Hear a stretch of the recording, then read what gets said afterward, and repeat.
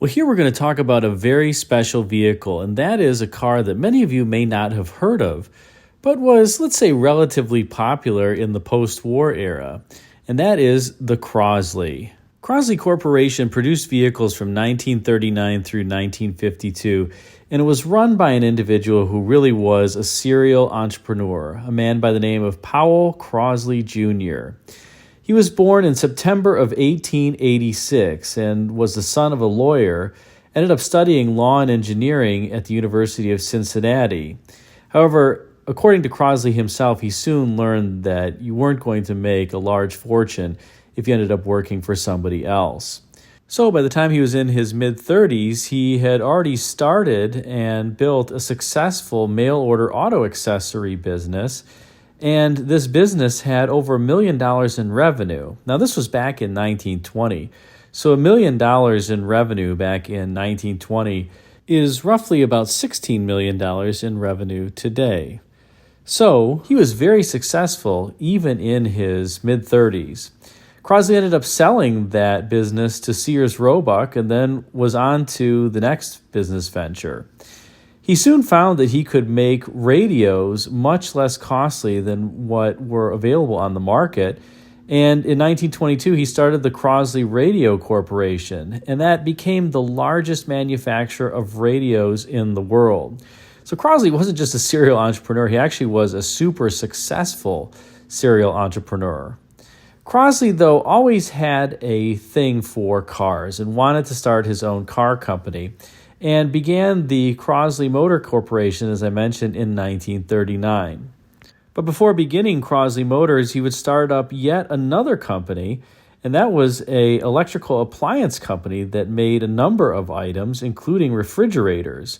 Crosley was actually the first company to introduce what they called the Shelvador refrigerator, and it was the first refrigerator that had shelves in the door. Again, another great invention. Just pretty amazing that this one individual could be so successful in so many areas.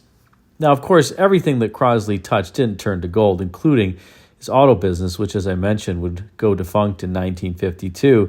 He had a couple other inventions that didn't quite go all that well, including a mechanical scalp exerciser and some other items too. But he did have some moderate success in building vehicles. And let's take a look at this particular 1950 Crosley convertible. Now, by 1950, Crosley sales had really started to moderate, and Crosley sold just 6,050 units for the 1950 model year. And of those, there were only 478 convertibles. So this is a very rare car indeed. Peak Crosley sales occurred in 1948 with almost 29,000 units, so you can see that by 1950, sales had dropped off pretty dramatically. Nonetheless, this 1950 Crosley is just a super cute car. The Crosleys would receive a very significant facelift for the 1949 model year that would largely carry over into 1950 in terms of what you see here. As part of the facelift, the car got those 3 bars for a grille up front and also that character line on the front fender just above the wheel to give it a little bit more flair, so to speak. I love this little fresh air vent here. Now, by 1950, all Crosleys had 2 taillights and square instruments. In 1949, some of the early wagons in particular still had a single taillight on the driver's side and had a round instrument cluster, but by 1950, there were always 2 taillights, and as I said, you'll see here in a minute the square instrument cluster up front. 1949 Crosleys had a number of interesting innovations, the first of which was that they had the first disc brakes put on any American production car. And honestly, they worked great, except for a change in the northern states, where during this time period, a number of them decided to use salt to try to make winter roadways more traversable. And Crosley had not planned on that, quite simply stated, so the disc brakes would freeze up as they got caked with salt and would start rusting. So by 1950, they had gone back to drum brakes. By 1950, all Crosleys would also be powered by a cast iron 44 cubic inch engine, making between about 25 and 30 horsepower.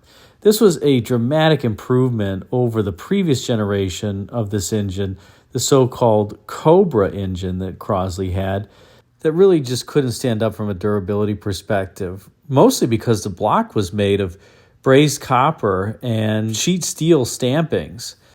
The design was changed partway through the 1949 model year to the aforementioned cast iron design, and then the Crosley engine was really known for its durability. It was a super reliable, durable engine, 5-main bearing, 4-cylinder, that found its way into a number of marine applications and is just extremely reliable. It was one of those engines that just needed that last little bit of engineering know-how to put it over the top, and that's what happened in 1949 when the cast iron block came around. And consequently, you'll find that a lot of Crosleys from previous years have had their engine replaced with a later cast iron block assembly or CIBA engine because of that reason. But this engine had a number of other great attributes, most notably that it made Crosley one of the first American passenger cars to be equipped with an overhead cam engine.